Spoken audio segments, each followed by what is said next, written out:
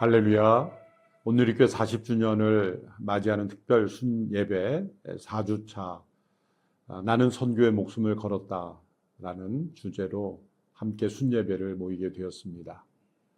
하용조 목사님께서 창립하신 온누리교회는 사도행전적 교회를 추구하며 선교에 온전히 헌신한 교회로 성장해 왔습니다.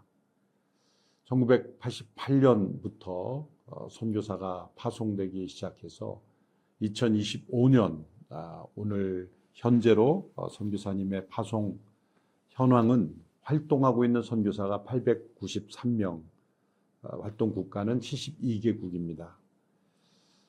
누적 파송 수는 2331명이 되겠습니다.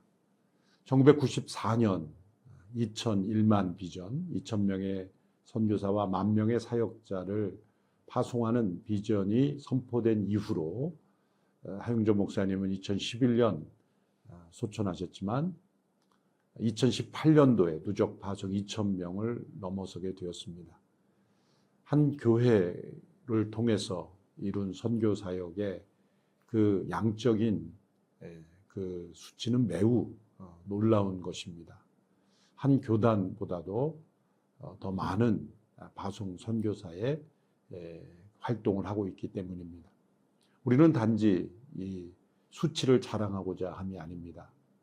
또 우리가 이렇게 많은 선교사를 파송했다고 해서 그 수치 자체가 우리가 사도행전적 교회라고 교만해서도 안 됩니다. 그 이면에 40년 동안에 추구해왔던 그 과정이 소중한 것이고 그 과정 속에 헌신했던 지도자들과 성도들의 그 헌신이 소중한 것입니다. 이 중에 절반 이상이 온누리교회 성도들이 선교사로 헌신한 것입니다. 많은 단기 선교사들이 우리 온누리교회 성도들의 자녀들이 단기 선교사로 헌신했고 또 장기 선교사로 파송이 된 것입니다. 이것은 사도행전적 교회를 추구했던 하 목사님의 목회 철학이 열매 맺은 것을 우리가 함께 확인하는 것입니다. 온누리교회 서빙고 본당의 머릿돌에 새겨진 말씀은 마태복음 28장 18절에서 20절의 말씀입니다. 지상명령이라고도 하고 대위임령이라고도 합니다. 예수님께 승천하시기 전 제자들에게 주신 명령입니다. 모든 교회는 바로 예수님의 명령에 순종해야 합니다. 아니, 참된 교회라면 이 명령을 순종하고 있을 것입니다. 역사상 모든 교회는 이 예수님의 명령을 어떠한 무게로 받아들이는가에 따라서 그 교회의 생명력이 좌우되는 것입니다. 온누리교회는 이 명령에 순종하고자 40년을 걸어왔습니다. 그 하나의 증거가 바로 이 선교사님들의 파송 숫자입니다. 또 올해도 3차례 장단기 선교사님들을 파송했습니다. 모든 우리 선교사님들을 후원하고 돌보고 또 양육하고 재훈련하기 위해서 소요되는 재정은 매년 선교사님을 위한 선교 헌금으로 성도들이 작정하는 헌금으로 이루어집니다. 그리고 이 선교 작정 헌금은 일반 경상 예산과 완전히 분리되어 온전히 선교 사역에 헌신하는 예산으로만 사용됩니다. 감사한 것은 지난 40여 년 동안 한 번도 이 선교 예산이 줄지 아니하고 계속해서 지속적으로 성장해 왔다는 것. 그것은 온누리교회 모든 성도들이 이 선교를 자신의 소명으로 생각하고 헌신해 왔다는 것을 증명하는 것입니다. 오늘 함께 순예배에서 나눌 이 말씀은 온누리교회 정체성을 결정짓는 중요한 말씀입니다. 이 말씀에는 3가지 내용이 포함되어 있습니다. 첫째는 예수님께서 당신 자신에 대해서 주신 선포입니다. 18절의 말씀은 이렇게 시작합니다. 하늘과 땅의 모든 권세가 내게 주어졌다. 부활하신 예수님께 하나님께서 하늘과 땅의 모든 권세를 부여하신 것입니다. 예수님은 성육신 하셨을 때 모든 하늘의 아버지에 속한 또 하나님의 아들로서의 모든 특권을 내려놓으시고 자기를 비우시고 사람이 되셨습니다. 그러나 부활하신 그 예수님께 하나님께서 모든 권세를 주셨습니다. 바로 이 명령을 주신 분이 누구인가가 중요한 것입니다. 하늘과 땅의 모든 권세를 가지신 분이 주신 명령이다 라고 할 때 우리는 이 명령 앞에 전적으로 순종해야 한다는 것입니다. 어떤 명령이든지 어떤 분이 준 명령인가가 중요한 것입니다. 그분의 정체성이 어떤 분인가에 따라서 그 명령의 효과와 영향력이 좌우되기 때문입니다. 하늘과 땅의 모든 권세를 가지신 분, 그분은 다시 오셔서 세상을 심판하실 분입니다. 그분이 주신 명령입니다. 우리는 바로 그분을 증거하기 위해 존재하는 것이고 다시 오실 그 예수님께서 세상을 다시 오셨을 때 이루고자 하시는 그 뜻을 우리는 이 땅 가운데 먼저 이루는 것입니다. 사람들이 심판 가운데 처하지 아니하고 이제 하나님께서 그리스도를 통해서 이루신 구원을 통해 하나님 나라에 온전히 들어가기를 원하시는 것, 바로 그 뜻을 행하는 것입니다. 그것이 바로 선교입니다.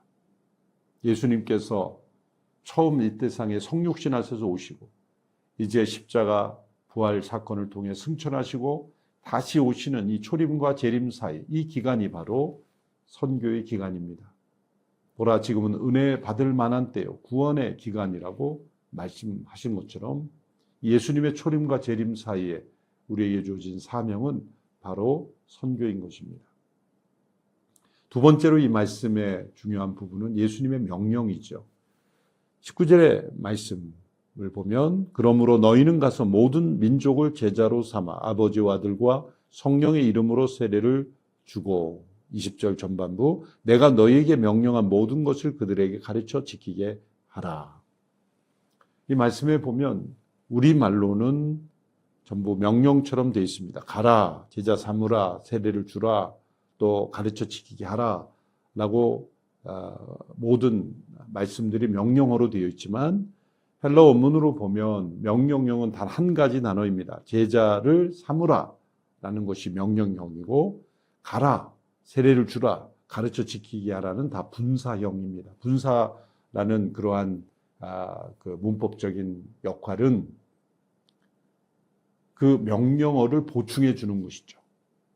왜 가라 말씀하셨습니까? 제자를 삼기 위해 가는 것입니다. 또 제자 삼는 일에 가장 중요한 사역은 세례를 주는 것입니다. 세례는 제자를 향한 첫 번째 걸음이죠. 또 그 제자로서 훈련되기 위해서 가르쳐 지키게 하라라고 말씀하신 겁니다. 그러므로 선교의 중요한 내용은 제자 삼는 사역인 것입니다. 예수님을 전혀 모르던 지역과 대상들에게 가서 예수님을 전하고 세례를 받게 하고 그들을 가르쳐 지키게 함으로써 그리스도의 제자들이 온 세상에 편만하게 세워지는 것. 그러므로 교회는 제자 공동체요. 그리고 예수 그리스도의 명령에 순종하여 또 다른 사람들을 제자 삼는 그런 공동체인 것입니다. 그런데 세 번째로 이 말씀 마지막 부분에 우리가 기억해야 될 예수님의 약속이 있다는 것입니다. 20절 후반부에 보면 보라 내가 세상 끝날까지 너희와 항상 함께 있을 것이다. 예수님의 약속입니다. 예수님은 이 약속을 앞서 주어진 명령에 순종하는 자들에게 주시는 약속입니다. 우리가 왜 예수님의 임재를 이 땅 가운데 깊이 체험하지 못할까요? 이 명령에 순종하지 않고 있기 때문입니다. 예수님의 이 명령에 순종하는 성도들은 예수님이 우리와 함께 하시고 지금도 살아계셔서 역사하고 계시는 분임을 체험하게 됩니다. 지금도 복음을 전해지는 사역의 현장 또 복음을 전하는 일에 헌신하고 있는 선교사님들의 삶을 통해서는 예수님이 함께하고 계심이 분명히 나타나고 있습니다. 오늘 이 예수님의 지상 명령을 다시 되새겨보면서 예수님 자신이 누구인가, 그분에 대한 이 선포를 기억해야 합니다. 또 예수님이 주신 명령 앞에 순종해야 합니다. 또 예수님의 약속을 우리는 믿어야 합니다. 예수님의 이 선포와 명령과 약속을 믿음으로 응답하는 성도들은 예수 그리스도의 놀라운 임재하심 속에서 승리의 삶을 살 수 있습니다. 이 명령에 순종하고자 하는 교회는 절대로 무기력할 수 없습니다. 교회의 무기력과 또한 다툼과 분열은 예수님의 이 명령을 소홀히 여겼기 때문입니다. 이 명령에 순종하는 교회를 주님은 결코 내버려 두지 아니하십니다. 함께 하십니다. 오늘의 교회 지난 40년의 역사는 주님의 함께 하심의 역사였습니다.